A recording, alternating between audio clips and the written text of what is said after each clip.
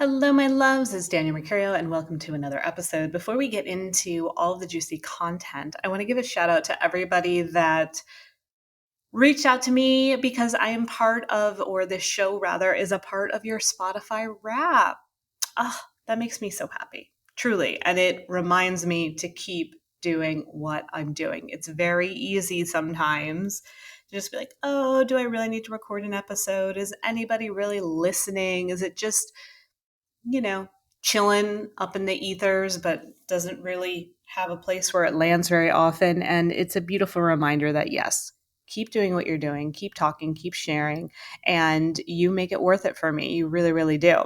I was thinking about Spotify Wrap this morning. I was making my coffee and I was like, oh, I can't wait till it comes out. It's like literally one of my favorite days of the year when they do it. I feel like they've been doing it for a while now and they compile like all of your top songs and artists, and you get a playlist of like 100 of your favorite songs from the year. And clearly, it's no surprise when I see the songs, right? It's like these are songs I listen to on repeat, but it creates such a beautiful container for the year. I look at the songs from the past 12 months and I'm on a journey of what this year gave me. I am instantly moved by the experiences I had, the places I went to visit, the moods I was feeling, the people that I interacted with. Every song on that playlist represents a moment in my journey this past year. Using so many of the songs in meditations, in teaching, cosmic flow, whatever it may be, they're such a integral part of my world. I think Spotify said I was in the top 94% of listeners, and no surprise because it's my world. And apparently my top genre is vapor soul, which I'm going to share with you. Okay. Vapor soul is a mellow sounding, ear pleasing music featuring fluid sounds, life giving production, and lyrics based in an uncertain or somewhat sad state of mind. And I'm like, yeah, that's me. I'm a vapor soul. And I'm totally here for it. What else I'm here for is our conversation for this episode, which is money. Let's get you a better relationship, shall we?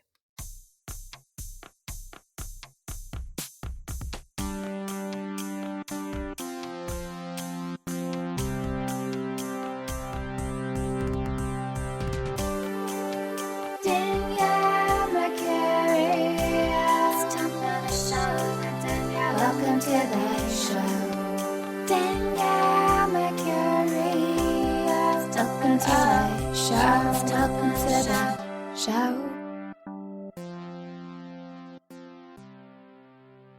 Okay, I wanted to focus this episode on money because it's an important part of our human existence. Our souls came here to have a journey, to have opportunity, to experience all the different facets of what life is on this planet as it relates to our soul evolution. And one of the things on this planet that we came up with was money, currency, dollar bills, Bitcoin, credit cards, whatever you want to call it. There's money. There's always been money. There's always been this idea of gold, coins, and essentially what money is since the dawning of time, whether money was a crop, a piece of wheat, beef, meat, or an actual piece of jewelry or a dollar bill. It represents exchange. Money represents exchange. It is a representation of the exchange of one experience for another, of one offering for another, of one investment for another. That's really all it is. And when we look at it from that perspective, it almost simplifies it and it takes some of the power that we give to money away. One of the things that I want you to take away from this episode is that money does not have power over you. Okay? Let's say that again. Money does not have power over me. Say it to yourself. Money does not have power over me. It doesn't. You're the one that's in control of money. You're the one that gets to be the deciding force when it comes to how money's going to show up in your life. You're the one that gets to decide what exchange looks like for you. We all came here with the opportunity to show up in different ways. And in those different ways, there is an exchange involved, and that exchange creates money, which then allows you to invest in certain ways that you want to live on this planet. That's really what it comes down to. And money isn't just about I work a job or it's just associated with career. Money can show up in other ways as well. Perhaps it is your partner that goes out into the world that makes money. But what is it that you do in exchange for the household within your dynamic with your partner so that the money can be shared? Maybe you inherited money, right? Money can show up in a lot of different ways. It's not just about I have to work a job so I can make money. Okay. It's more about how do I want to show up in the world and how can money show up for that? Again, we don't want to give money all our power because once we do, then we box ourselves in and we say, I got to get a job. I got to do this. I got to do that because I got to do it for the money. I got to do it for the money. Okay. And this isn't to say like I myself have been in tight money situations. I have been in situations where I did not have much coming through. I didn't know how I was going to pay my rent. I was literally eating peanut butter, eggs, and oatmeal. That was my diet. I was stealing toilet paper from public bathrooms. Okay. I understand what it feels like to feel like money isn't available. Money is limited. Money is power, that you have to quote unquote sell your soul in order for money. And I never want you selling your soul for money. I want you showing up from your soul for money. I want you to let your soul shine for money, but you are not selling your soul. Your soul cannot be bought. Your soul is not for sale. Even in this dynamic that you and I have right now, I am sharing from my soul, but you can't buy that, right? I'm sharing from my soul because I know it creates excitement within you. I know that it creates an invitation. I know that having this podcast, me investing my time, sharing from my soul, then gets me out in the world, which gets me access, which then for some of you may come to me and say, hey, Danielle, I love the ways that you've been sharing. I'd love to have an exchange with you where we work together. And when we work together, you provide a lump sum of money so that we can do this. And that's how it goes, right? Everything has an exchange. So while technically you're listening to this for free in some ways, I mean, if you pay for Spotify or Apple Music, or you pay for your phone, pay for your Wi-Fi, you pay for your headphones, right? There was some kind of investment that probably went into this. But then after you made the initial investment of this platform where the podcast is aired and your listening device, then you get access to all this really cool content. Then you get to decide, do I want to keep investing? Right? Do I want to have another round of investment where I see if Danielle can work with me individually, or I see if one of Danielle's online programs are good for me, or I see if I want to join Danielle's membership, right? And that's how the exchange from this realm works for you and I. Okay. So this is one of the ways that I share of how I make money. I feel that this is a valuable resource, the podcast. And then from that, the kickback is people coming forth into deeper investments of what I have to offer. Okay. So that being said, though, let's go back to this idea of you aren't here to sell your soul, and you will never sell your soul. It's not possible. You can sell your human experience. You can ignore your soul journey. You can be a sellout and not listen to your inner truth. But that's more of the human journey. That's more buying into the egoic narrative. That's more you saying, I have no choice. There is no other option for me than to sell myself into an experience that doesn't feel good. Now, that being said, when it comes to money and being a human and living and working on this earth, there does sometimes have to be compromise. In order to get to the full state of financial abundance that you might crave, it may mean in the beginning doing some things that are more foundational, that are more in a space of giving you security so that you can continue to flourish from that space. I recognize that when I wanted to be a full-time coach, when I wanted to do what I'm doing full-time, meaning no other job, no other paycheck, no partner, nobody to pay for me to be on this earth, I recognize that doing it without any savings, without any funding, without any credibility was not going to work. I tried it. I thought, oh, I just have to think abundantly. I just have to think about my ideal clients, and then they'll come my way and they'll pay me all this money and everything will be great. I didn't really think it through, because when I tried that, I found very quickly that I was broke. that I was out of cash, that nothing was stimulating. And it was because I didn't have a plan. And it was also because I didn't have a good relationship with money. And we'll get into the relationship piece in a little bit. But first, I want to talk about the foundational piece, which is what do you need to do to harvest some kind of security? And what does security mean for you? At the time in my life when I was looking to take my life coaching business full time, I was also living in New York City. Okay. I was living in New York City by myself. I believe my rent I think my rent was more than it is in my current place, which is like literally 3 times the size. I was living in a studio apartment on 53rd and 2nd. I think it was 1750 a month or 1850 a month, something like that. And so that was my rent. Okay. And that was just my rent. And there was utilities and, a gamut of other things. And I knew I wanted to live in New York. So now there's an exchange. Danielle wants to be a life coach full time. She also wants to continue to live in New York and she doesn't want a roommate. Okay, those were my standards. And so I give myself a lot of credit for that because I was very clear on what I wanted. My expectations were to continue to live in Manhattan. I didn't want to move outside of Manhattan. I wanted to continue to live in the city. Didn't want a roommate. Didn't want to leave my apartment. Okay, but I wanted to be a full-time coach. Well, in order for that to happen, I had to find a job that would give me the security to be able to meet those things on my checklist, to be able to pay the rent that I had, to keep living in New York and to live by myself. Okay. And so I had left my job that I had worked as an executive assistant for over 5 years because that was too demanding. I was working 60 hours a week. It was very stressful and I wasn't making like a ton of money either. So I was like, you know what? Let me see what other opportunities are out there where I could make more money and less hours. And I remember, and so I found a recruiter, and I remember the recruiter would get so frustrated with me because there were some really big opportunities in New York City. You can do very well as an executive assistant, and she was trying to put me in front of these like 6-figure jobs. Like there were jobs I could make 110 grand a year, and this was back in like 2015, being an executive assistant. But it was going to put me back in the seat of working 60 hours and doing more than what I had wanted. So I kept saying like, no, I need to find a job that is truly 40 hours a week. And honestly, like if it could be around 85K, that would be great. And she'd be like, oh, but I found you this 90K job or this 95K job, but and they'll pay for your breakfast, lunch, and dinner. And I'm like, they're paying for my breakfast, lunch, and dinner because they don't want me to leave. That is not the kind of job that I need to give me the security to become a life coach full time.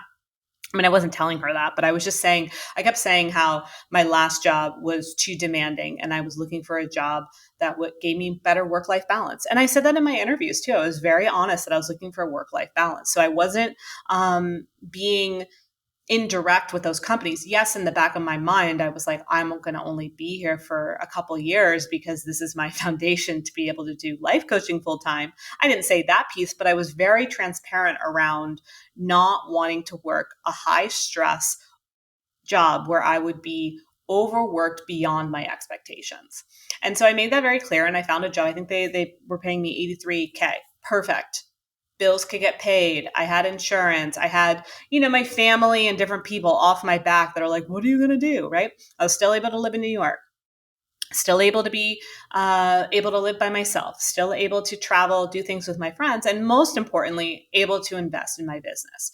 It was that year that I started to explore different spiritual modalities, get my yoga teacher training, Reiki training, all the different I used to Gabrielle Bernstein. I was one of her coaches. Part of how that happened was because I enrolled in her master classes. So the money was all to invest in my growth and my transition into doing this work full time. So I was very, very clear on all of that. And eventually my business started to grow. And my business started to grow because I felt secure with my money on a day-to-day basis. I felt pretty good with my exchange at my job. I mean, there were definitely times they tried to push me beyond my limits and whatnot, but I made it work. And within, a year and a half of being in that job that gave me the security, I felt confident in doing this work full time. And so I made the leap. And part of how I made that leap was I recognized that the money coming in wasn't exactly what would be 83K. But the demand that was coming in, I knew was equal to that 83K, if you will, give or take.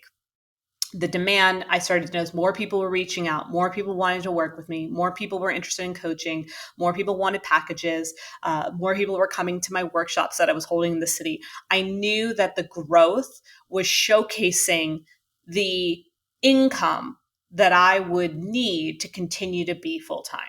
So that's why I felt confident in taking that leap of faith, because what I was seeing in what my business was representing was at least 70K, which was kind of like my bare minimum of what I would need to be able to continue doing what I was doing. Okay. And that's what made me take that jump. So if you're in a space where you're ready to leave your corporate job or you want to do something full time, perhaps that's your journey. Now, I wish I could say, like, just believe it and it will happen, but I would have been too stressed out. I would have gone back to that place of being impoverished and, not being able to pay my bills. And for me, when I don't have money coming through, I get stagnant. I get fearful. I don't feel resourceful. I don't feel inspired. I don't feel vivacious. I don't feel like I have much to offer because money is not offering me anything. And so we're in this kind of lack together. Okay, that's why, again, I don't want you to think money has power over you because money is only a reflection of where you are. If I'm in a space where I'm not feeling empowered, where I don't feel like I have anything to offer, do you think money is going to feel empowered? No. You think money is going to come through with all these offerings? No. Money doesn't have power over you. Money is simply a reflection of you. And then through the course of this episode, you're going to learn how to program your money so that, again, you show the money who's the boss. Okay? You're in charge of your money. You are. You are the one that's in control of it. You are the one that takes ownership of it, not the other way around. Money does not own you. Your bank account does not own you. It doesn't. And if you think it does, well, I want you to take another look at that relationship and be like, why do I think money owns me? So I wanted to first share that I understand money can sometimes be difficult and confusing and stressful. And there may be times where you have to show up for a job or an environment or a circumstance that maybe isn't your ideal, but it is still giving you an exchange that allows you to keep going, that allows you to feel like I got this. So I encourage you to be selective with what that is if you're in that position. If you're in a position where you feel like you're not 100% doing what it is that you wish you were doing for the financial exchange, how close can you get to something that will give you security to get to that place you want to be?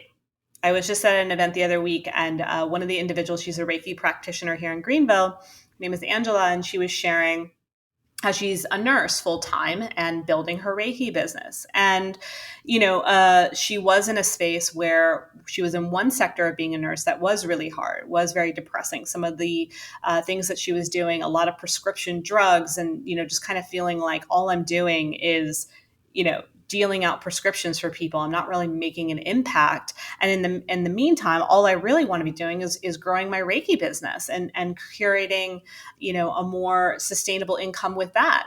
And so while she is still in nursing, she was able to switch out to a different department where she's doing something that feels like she's making more of a difference, where she's really able to hold space for people within the nursing field while she continues to grow her Reiki business. Okay. And that's a perfect example of how making your quote unquote work that is secure a little bit more meaningful so that it can help you with whatever else you're doing. I see that a lot within the medical field. A couple of months ago, I was at this place called Mushroom Mountain. Shout out, love Mushroom Mountain. If you've ever been, please let me know so we can geek out over Mushroom Mountain together. It sounds like an amusement park, but really it's just a mountain with mushrooms, which in my mind is an amusement park. And she was also a nurse, no, physician's assistant. She's like, it's just a front. She's like, I just do that because I have kids and the exchange for the healthcare is worth it. But my real practice, my real gift, my real offering is I do sound healing. And she's like, and that's where my business is flourishing, being a physician's assistant, just a front. So get creative with that. All right. You're not boxed in. You're not stuck by a job. We have to release that. We have to understand that maybe sometimes jobs aren't ideally what we want them to be, but how can you make them better on the road to be doing exactly what you want to be doing full time? And you might come to find sometimes people too, like they'll get to the point where they do the thing that they've been wanting to do full time and they're like, oh, wait, actually, I like it better as a part time thing. Actually, this is more of a hobby for me. Actually, I think I actually want to do this now. And that's all fine, right? Another thing that we have to recognize is whatever it is that we do in this world, whether it's career, whether it's how you show up for your family, whatever it is that you do in this world, however you make a living, right? And being a parent is making a living, right? Like there are so many different dynamics of how you make a living in this world. It's important, it's beautiful, and it can change. It's evolutionary. Okay. You don't have to pick the one thing, or even you could leave your corporate job to do the thing. And then you could realize that isn't the thing. That's also okay. What a gift, what a journey, what an experience that you just had. It's all experimental. It's all something to be curious about. And it's all about our growth and how we're moving things forward. Okay. So, all right, that's one aspect of money. Remember, money what? Does not have power over me. And money is an exchange. It's an exchange of one offering to another. It's a way of being. Okay, abundance, this idea of abundance, I think we get a little confused. We think abundance is like winning the lottery, which it is when you're living in an abundant mindset. When you're living in an abundant way of being, you're being present with what is. You're recognizing the breath coming in and out of your body. And that is a winning lottery ticket. But sometimes we associate the winning lottery ticket with millions of dollars and mansions and this and that and all these things. That's not necessarily abundance. It can be an extension of abundance, but it really depends on what your energy level is. Because abundance is presence. It's appreciating what is. Appreciating in this very moment the fact that you have a device that allows you to listen to my voice. You have air coming in and out of your being, that you likely have water, that you likely have some kind of nourishment. And look, to be honest, I've thought about this. Like, people talk about supply and demand, the economy, things running out. I'm like, if I have to, as long as I have good water and rice, I will live off of that if I have to. And something to feed my dog. And I'm not saying that from a space of lack. I'm saying that from a space of abundance. I truly am, because I understand what my role is in this earth. And I know I have nothing to prove when it comes to money. I don't have to be showy. And if things were to shift or get strange, I'm okay with my water and rice, and I'd figure out a way to continue to cultivate some kind of garden. I'd find land somewhere. And work with the soil, work with nature, work with herbs, work with plants, and figure out a way to curate my own food that way, right? I would just get resourceful. Abundance is being resourceful. It's making choices from a space of knowing there's always enough. I don't worry about things running out. I don't worry about not being able to pay my bills. I don't, because how does that serve me? If I worry about paying my bills, if I worry about things running out, if I worry about inflation, if I worry about the supply chain, then I'm creating stagnancy. Then I'm creating stuckness. Then I'm creating the ability to stall. And what did I say earlier? When I'm feeling that way, I have nothing to offer. And guess what? The world, money, resources have nothing to offer me. So I want to showcase I always have something to offer. And therefore, guess what? Money always has something to offer me. It goes hand in hand. I don't worry about all of that. I don't know why I was just talking about rice, but it's just a thought. I love rice. It's beautiful. Okay. And I actually started buying from this. I would love, if anybody has any recommendations for like rice grown. I know Carolina gold rice is the thing. I'm just not sure of anyone locally that sources it. There's a family in Arkansas that have a farm, and I get my rice from them. Anyway, because I find it to be more abundant to nourish myself with as many things locally as I can, because that feels abundant to me. That might not feel abundant to you. We all have different levels, but at the end of the day, abundance in its seed, in its essence, is being appreciative for everything in this moment. And when you can tap into that, you can grow that, you can expand that. That becomes a gateway to even more abundance, which then can become into more financial success, more expansive ways of living, more being able to explore, try new things, more being able to provide for your family, more having moments where something unexpected comes up and not flinching when you get the bill for it.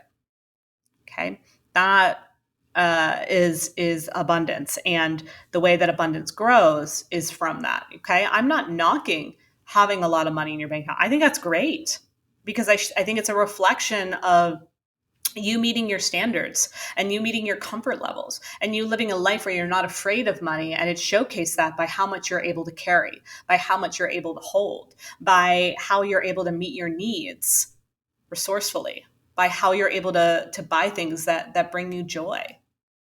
One of my things with spending, clearly I know what my standards are. I know what feels good for me as far as like rent and my car and things like that. I'm kind of like in the middle tier with that stuff. Um, but I don't really. I've noticed the more I have been on my own and doing my own thing and making my own money, the more I prefer to buy from real humans that I've met, local businesses, smaller businesses. The less I like to buy things in excess, unless it's like rice. um, I really ask myself before I buy something, what is the intent of this exchange? By buying this, what is it giving me? What is it offering me?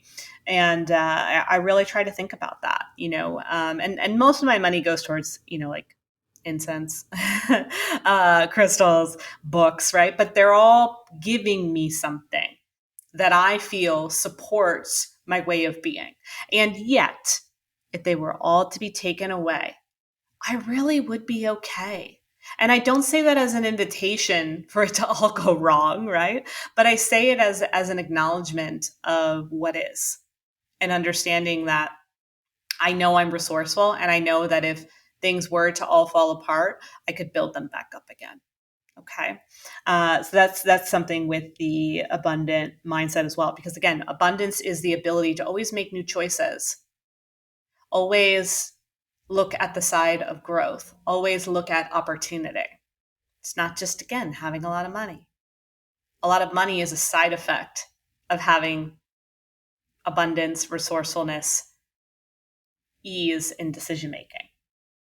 Okay. So, and it's also too, like, I find too, the money that comes in for me is also a reflection of my nervous system, what my nervous system can handle. I don't, if all of a sudden someone were to deposit $1 million into my bank account, I'd have to think about what that would mean for me. And I would have to think about how that felt. And I would have to think about what I would do with it. I would really need to take some time. But there was a time in my life where I would have probably spent it very quickly because my relationship with money used to be around this idea of once I have it, I need to get something off of it.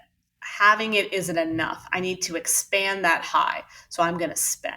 I'm going to spend on shopping, clothing, food, alcohol. I mean, it didn't really matter, but I was always finding a way to spend money. And even when I started to shift and I started to move into deeper meditation practices and self-care, I still couldn't really master that place of money and being able to hold it. But I recognized that was also a dynamic of other relationships in my life, romantic relationships, not really being able to hold onto a steady relationship or a partnership. There was a part of me that felt like once I had it, I had to give it away again. And I had to give it away and give it away and give it away. And sure, there'd be an exchange. I'd get something out of it, right? I'd get something out of that dynamic with that person. I'd get something out of that dynamic of whatever I was spending my money on.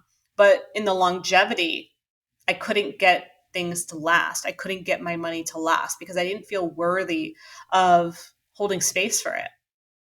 Or I felt like money had to be something like, especially when I started as a coach, I remember I wanted to be a coach because I just wanted to help people. And it felt like a really nice way to make a living and a really nice exchange and a really cool thing to do. I knew I didn't want to go down the road of becoming a therapist. And therapy is amazing. I'm only saying it because I know me and I know with my educational background and how I learned best, that platform of school wasn't going to be a great exchange for me. That's the only reason why I didn't go the therapy route. It just, I didn't feel confident in being able to move forward with that dynamic. So life coaching was a great opportunity for me because it was a year in a different kind of setting, part virtual, part in person, which worked really well for me. And I was like, I'm going to do this, and I'm going to make a nice living, and that'll be that. And then all of a sudden, I found out like, you could make six figures, you can do this, you got to have this many followers, you got to have blah, blah, blah, right. And it was like all these like loud signs about like what your coaching business could actually be. And again, it was like moneymaker, all these following people, big audiences, whatnot. And that's all great. But then I started to get caught up in that. And I started to feel like, ooh, like I got to keep up with my peers, and I've got to, tell everyone, look, I made a 30K month, or I have this many followers. And it turned into something I had to prove as opposed to something I could just be in and enjoy. And one of the things that I've come to find this past year, really since COVID, to be honest, was just how much I enjoy doing what I'm doing and being provided for along the way. And sometimes I share about my money, and sometimes, people may look at my pricing and they might think it's high, but like, it's an exchange that works for me. It's an exchange that I value. It's an exchange that the people that opt in value. And, we have to also factor in, when you run your own business, like everything is on you, so the money that you're seeing, it's not like I just get to keep it and run away with it. It's like that goes through my expenses to live. It goes through my health care. It goes to my taxes, right? Like there are all these different funnels that the money drips into, which I'm cool with, which is how I create my pricing, right? And then when there's extra, that's really fun and glorious for me. And I'm playing with how I want to continue to build extra, but do it in a way that meets me where I'm at, meets you where I'm at, and feels morally sound. There have been times where I've overcharged and it hasn't felt good. There's been times I've undercharged and it hasn't felt good. Where my money is currently, as far as my pricing goes with my business, feels really good. And it's not for everybody. And that's okay, because someone who sees my prices and it's too high for them, guess what? There's so many other beautiful people out there showcasing beautiful offerings at a price point that meets them where they're at, which may be more approachable for someone else, So I recognize that I just had to stay true to myself, my values, and allow the way that I price my business to reflect that, and not be in this space of proving, but really in a space of I'm abundant with what I do. I'm provided for. Let the beautiful thing about it is when you do this work from a spiritual perspective, and you're really tapped in. This is how you know the people that are really tapped in the spiritual world, that are full time. They're quiet about it, and they're always generating clients, and they may not have a big flashy following. However, guess what? Spirit sends them their clients. Most of my clients from this past year were sent from Spirit, not from Instagram. So that's another way that things are reflected, right? I didn't have to work extra hard to get the right people to come my way. I just had to be me and be okay with it, and trust the exchange that felt good to my nervous system. And that, by committing to this work, by being in service in this capacity, I would be provided for. And that has to do with my why. We all need a money why. Why is money important to you? Why is money showing up in your life? Why are you looking for this dollar amount? Is it because it feels like a true exchange? Or is it because you're trying to prove something, or you think you need more? You think, when you get that extra $10,000, $5,000, $100,000, that it's going to bring you something. I learned very quickly that that doesn't work. There have been many times where I've gotten that extra money and I don't know where it went, because I didn't value it. Same with, when I lose 10 pounds, then I'll be happy. That was also me. When I get a boyfriend, then I'll be happy. When I get this, I'll be happy. There was always this feeling of, when I have this excess thing, this outside thing, I'll be happy. As opposed to, why am I not happy now? Abundance is the understanding that you're happy now. It doesn't mean you have to be like delusional, but overall you can be happy. Overall you can be grateful. Overall you can be appreciative. And that's the juice right there. And then from that, more things get to come. And then you're so excited because you were already so happy and grateful to begin with. Oh, isn't it the best? And it's almost like everything extra or everything that abundance starts to churn out becomes this really cool surprise. And these really beautiful gifts that come your way, as opposed to these things that you need, that you're chasing, that you're demanding, that you're looking to have in your life so that you can prove to other people that you're okay. A lot of times people want extra money because they look at it as a source of validation. Like, look, everyone, I've made it. I've arrived. Look, do you love me now? Do you believe in me now? Do you think what I'm doing is legit now? I was doing that in the beginning when I was trying to build my business and my family didn't understand. I wanted money so bad because I wanted that money to validate what it is that I was doing, as opposed to trusting myself and validating myself that I'm really freaking good at what I do. And while the money is still figuring out how it wants to show up for me, I don't need any validation around what I'm capable of because I know what I'm capable of.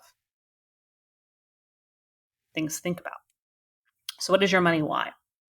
And now let's look into the money relationship. What is your relationship with money? You can say, I love money. Do you? Do you really love money? Do you love the money that's currently in your bank account? That's a question I ask people a lot when people say, oh, I love money. Okay, cool. How do you love the money that's in your bank account right now? And sometimes there's a little bit of a flinch or there's a little bit of a pause because a lot of times people are talking about money on a grand scale. They're talking about money on the big picture, broad spectrum. Well, of course I love money. Okay, cool. What about what's in your wallet? Do you love that money? If I looked at my wallet right now, there's a $20 bill in it. Do I love that money? Yeah, I do. I love that $20 in my wallet. That's amazing. And I'm not thinking, why isn't there 5 more 20s in there?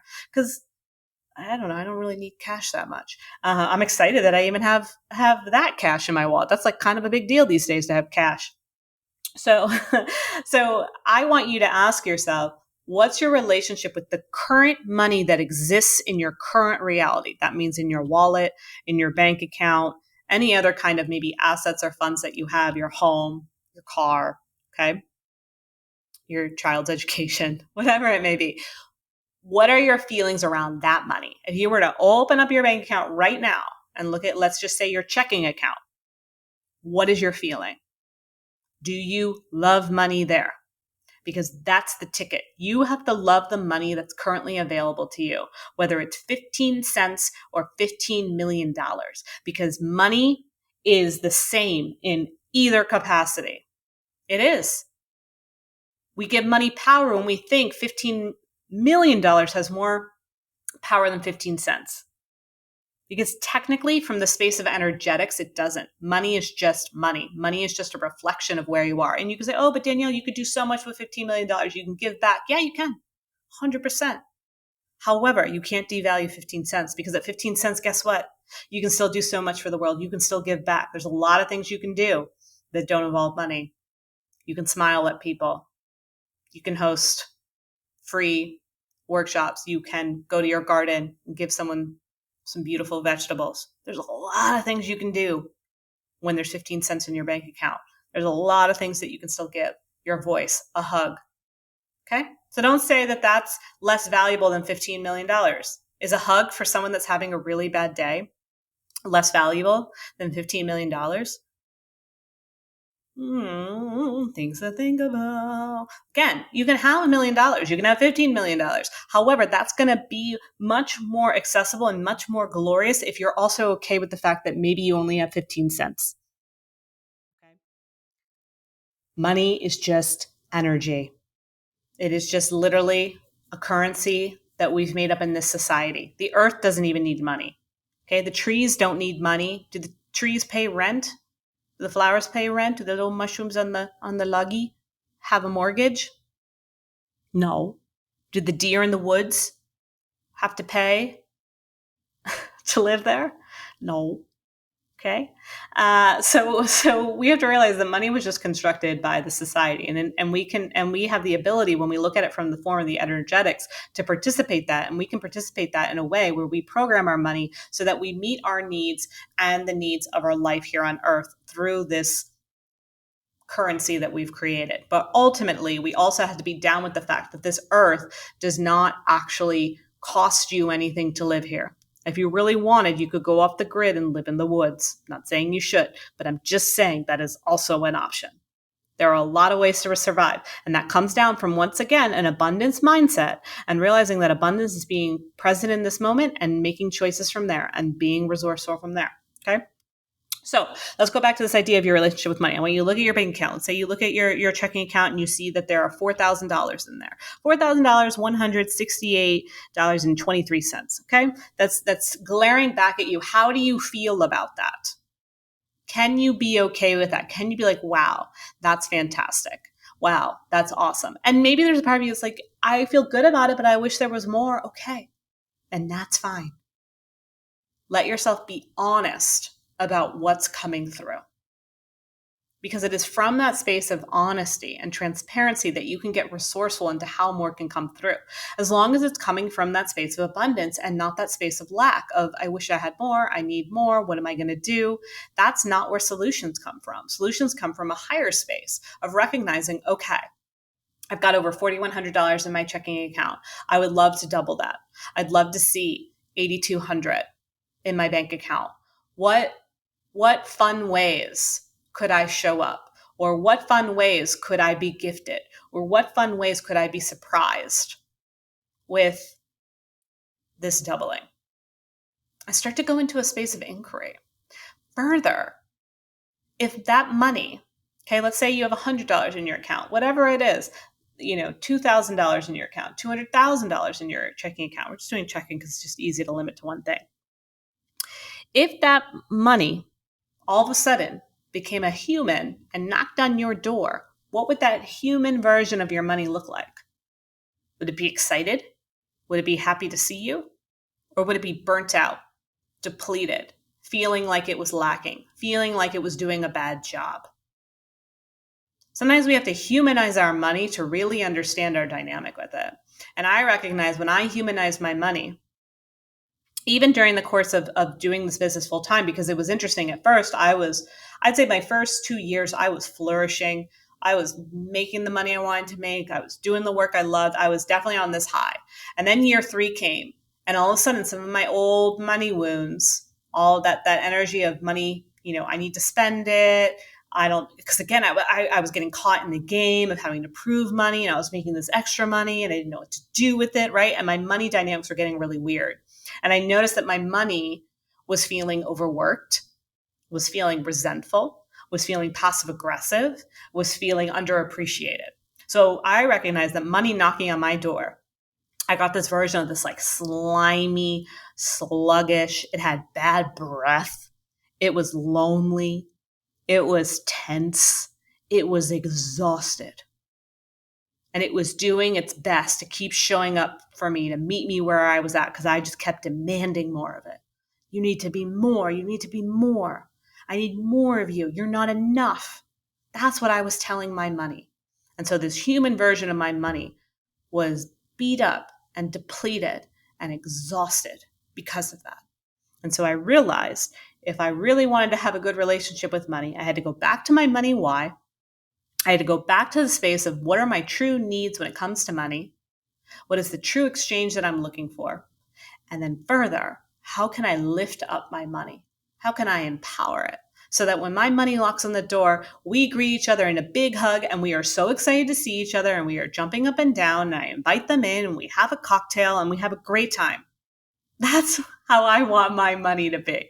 That's how I want to befriend my money. I want money to show up my door just like a best friend would, and we have the best time ever. Hanging out in my kitchen, laughing. I'm cooking stuff up for them. They're giving me advice about things. We're having an exchange. We're laughing. We're feeling good. We're feeling resourceful. We're feeling abundant. We know life is worth living. That's the human experience I want to have of money. So I want you to think about that. Because that's how we program money. When people talk about coding and programming, that's what we're doing. We're saying, okay, when I look at my current amount, if it's that $4,168.23, I'm curious what that adds up to. That's another thing too. I love using numerology with money. We're not going to talk about that today, but numerology and money is really fun too. And anyway, that being said, you're programming your money because you're infusing it with things that feel really good. So your money is going to then be a reflection of that, right? When you look at your bank account and you see that number and you're like, hooray, look at that money. Look how juicy you are. Look how sexy you are. Ooh, you're pretty today. Guess what? It's gonna like blush a little bit. It's gonna be flattered. It's gonna feel good. It's gonna have more energy. It's gonna get a rush of nourishment and vitality and be able to really show up for you. And then money expands from that way. The last thing I want to say is watch your language. Notice how you talk about money, because that's also a form of programming. When you constantly are saying, I can't afford it, you are putting that out and programming it into your world. You were saying, I am someone that can't afford it. I am someone that can't afford it. I am someone that can't afford it, because then that becomes your identity. That becomes your imprint. That becomes how you live. Now, that being said, there may be moments where you realize, you look at something, someone says, hey, we're planning a trip to Europe. It's going to be 3 weeks. We're going to go here, there, whatever. And you sit and you look at the itinerary and you look at the financial exchange and you recognize that where you currently are does not feel like a nourishing, appropriate, good exchange for this European trip. That doesn't mean that you can't afford it. If you really wanted to, you could find a way. You could put it. That's how people get into debt, right? They put it on their credit card. They borrow money. They take out a loan, right? They do all these things. And they're doing it because there's a part of them that doesn't want to admit, oh, this exchange doesn't work for me. And so instead, I want you to say in those moments that maybe you recognize, like, this exchange doesn't work for me. And don't be wrong, sometimes taking out a loan or putting it on a credit card can work, but credit cards and doing that really only work when you have a healthy relationship with money. If you're in a lack relationship, if you are, beating up money, if you're always saying I can't afford it, if you put it on a credit card, guess what? You're just creating more of that on the credit card now. So I'd say do the credit card only if it feels like, okay, like I like to do a credit card where it's like, for example, I'm hosting a retreat in March, spring equinox. Okay. I had to pay for the house that this retreat is going to be at. I put it on the credit card, first of all, because I get good points by doing it. But second of all, because no one's paid me for it yet, because I haven't promoted it. Like I just started promoting it. So I put the house on the credit card, and I'm in a healthy enough relationship with money in my business, knowing that people will sign up for the retreat and then I will pay off the retreat house on my credit card. But I feel really good about that exchange. That exchange doesn't make me nervous. I'm not doing it as like a Hail Mary. Okay. So that's when credit cards can work. That being said, let's say you're in a space where someone invites you, on this European trip, or someone says, come to my bachelor party or bachelorette party, or fly up for my birthday. And you realize, like, that exchange is just not available. It's just not feeling present. You don't have to say, I can't afford it. Literally just say, it's not somewhere I choose to invest right now, or it's not something I'm available for. That's it. You don't even have to say, I'd love to, because but cancels it out. No, you wouldn't. If you really would love to, then you would be going. You would be going, or there'd be some kind of exchange that would make it work for you to be able to go. But if it really doesn't feel like a fit, if it really doesn't feel like it's not in your realm right now, when I was building my business, I had to make choices and say no to things because it wasn't. I was like, I have a choice. I can continue to build my business so I can be full-time, or I can do this, which is going to probably set me back a little bit. And so in those moments, I didn't say I can't afford it. I just said, that's not something I'm available for. Have a great time. I can't wait to hear about it. Because that would be the truth. So I want you to speak from truth, but I want you to speak from truth in a way that feels more empowering and doesn't program things like, I can't afford it, into your being. Okay. So notice that. Notice when you say those things. Notice when you say, like, no one wants to pay for what I do. That's not true. There are tons of people out there that would love to pay for the exchange that you're offering. You just have to continue to show up for it and share about it and trust that they're coming around. So that's a big piece of it too. How do you treat your money? What would it look like if it was a human? And what's your language? Okay. And then we circle back to this idea of, what is your money? Why? What are your true needs? Being really honest around what money exchange looks like when it comes to your standards, what your style of living is, where you want to live, how you want to live. Of course, those dynamics change if you're in a partnership. Depending on, again, this doesn't always have to revolve around career, right? It can be, what can that exchange look like from the space of showing up as a parent and being a full-time parent? There's so many different dynamics within that. Being a caretaker for your parents, that's also an exchange. Okay. There's so many ways to look at that. And then, remembering money doesn't have power over you. You have power over money. And from there, you are very powerful. If you have been geeking out over this and you're like, Danielle, I need more, I want to invest, I feel like I have some resources that could come up with that, I'd love to invest in you, the two different offerings. The first is the Citrine Codes, which goes more into the energetic coding of money and how to show up for it, how to, again, befriend your money. We go into deeper meditations and different journal work so that you can heal your past relationship with money and humanize it and befriend it and love it in a way that money shows up in a way that you are best friends forever. That's the Citrine Codes. It was filmed and recorded in Savannah, one of my favorite hotels. I call it the Crystal Hotel. It's the JW Marriott. I was staying at one of the lofts right on the river, crystals everywhere. It was the most abundant experience. So I loved recording that there for you all. Citrine Codes. And then the other program is Confidence, Clarity, and Cash. This is more so, Citrine Codes is for anybody. Confidence, Clarity, Cash is if you are in the space where I was in, where you are in a current job and you're ready to go full time with your gifts. This is the program for you. We clear through the blocks. We work through your money fears. We get you organized with your business and then breathe in the confidence so you can go out there and do the thing. That's another great option for you. So check those both out in the show notes. If you love this episode, let me know. That's like a really beautiful form of currency. Remember, gifts don't always have to have a price tag. Gifts can be your words. Gifts can be sharing this episode with a friend. Okay. There are so many different ways that we can give, and it doesn't always have to be with your bank account. That's an abundant way of living too.